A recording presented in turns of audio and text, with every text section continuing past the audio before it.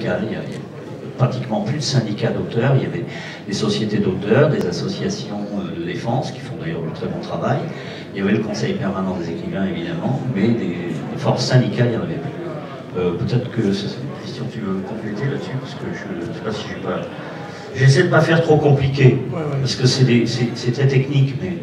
Bon, moi, je vais reprendre un peu sur les indisponibles. Le problème, c'est qu'il y a quand même beaucoup d'auteurs qui ont récupéré leurs droits, qui ont eu droit à une lettre de leur éditeur et tout, et rien ne dit que ces romans ne vont pas être...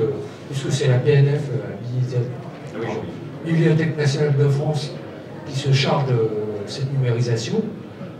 Rien ne dit que ces ouvrages-là ne vont pas être republiés par eux, sans prévenir personne. C'est à charge des auteurs d'aller voir sur des listes publiées si les leurs y sont. Ils ont 6 mois pour refuser cette numérisation. Et s'ils ne se manifestent pas au bout de 6 mois, ils n'ont pratiquement plus rien à dire. Et bon, après, il y a un système de répartition qui n'est pas encore bien défini, qui doit entrer dans le cadre des décrets. Et on ne sait pas à quelle sauce on va être mangé. Le DDS demande que ce soit une société d'auteurs qui gère ça. Apparemment, ce sera plutôt une société paritaire, c'est-à-dire auteur-éditeur. Et il faut voir, quoi. Il y a encore des tas de choses à négocier, si possible, là-dessus. Est-ce que tu me permets d'intervenir là? Parce que je vois une petite transition. Justement, pour éviter tous ces désagréments, vous pouvez, en tant qu'auteur, essayer de récupérer vos droits, de les reprendre. Il faut les reprendre. Ça, c'est ce qu'on dit à tous nos adhérents. Et quand je dis nous, je parle ici aussi, comme Yves, au nom du Conseil permanent des écrivains, dont aussi bien la charte que le CELF font partie. Voilà. Alors, nous appelons tous les auteurs de livres épuisés, c'est-à-dire indisponibles, à récupérer, reprendre leurs droits. Alors, en tant qu'auteur, on est là, on dit, mais comment on fait? Et pour éviter que les gens baissent les bras, parce qu'on se trouve quand même devant un éditeur assez puissant, comment est-ce qu'on procède très légalement et efficacement? Le CPE et toutes ces associations membres ont rédigé un vade-mecum. Voilà. Vous pouvez le trouver, par exemple, alors vous le trouvez sur le site de la Société des gens de lettres, qui fait partie du CPE, tout comme d'autres sociétés, et vous pouvez également trouver cet appel, vos livres sont épuisés, vous pouvez reprendre vos droits sur le site de la charte, qui est www.la-charte. Où est-ce que j'allais? Alors, www.lacharte.fr. Voilà.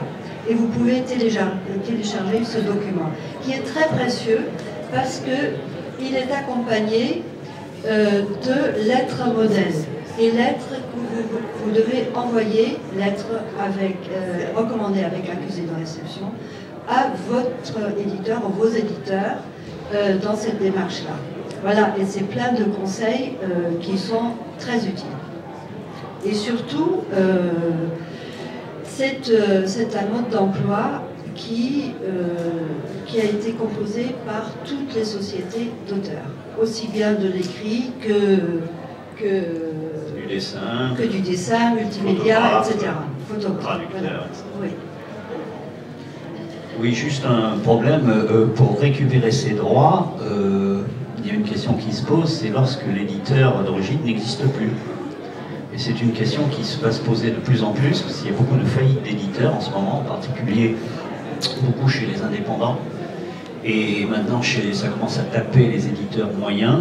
Il n'est pas exclu d'ailleurs que de très gros éditeurs soient frappés, mais les très gros éditeurs, eux, ils disparaissent pas, ils se rachètent les uns les autres. C'est ce qui est arrivé au groupe Flammarion l'année dernière, racheté par le groupe Gallimard.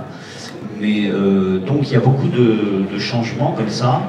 Et le problème, moi je pense que c'est pas tellement à ce niveau-là que ça va se jouer. Ça va se jouer, je pense, bon, vraisemblablement la société d'auteurs qui va être chargée de ça, ça va être la SOFIA. Moi je fais partie du conseil d'administration de la SOFIA. Une des choses dont lesquelles on discute, qu'on n'a pas, apparemment on n'obtiendra pas dans le décret, mais qu'on pourrait adopter à l'intérieur du règlement intérieur de la SOFIA, si je peux dire, c'est que les auteurs puissent se manifester auprès de la société d'auteurs globalement en disant, moi, globalement, je m'oppose à toute utilisation sans mon accord de mon œuvre. Et à ce moment-là, ça serait général pour l'ensemble des livres.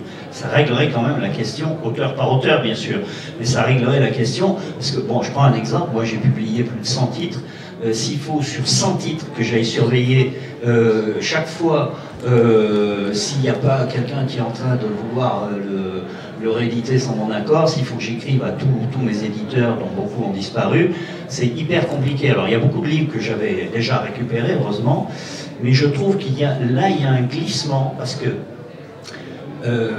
je pense que le grand vice de cette loi, c'est qu'elle n'a pas vu une chose, elle a laissé passer quelque chose, c'est qu'on considère qu'un auteur récupère ses droits quand il fait cette démarche de lettre avec accusé de réception, lettre recommandée, etc.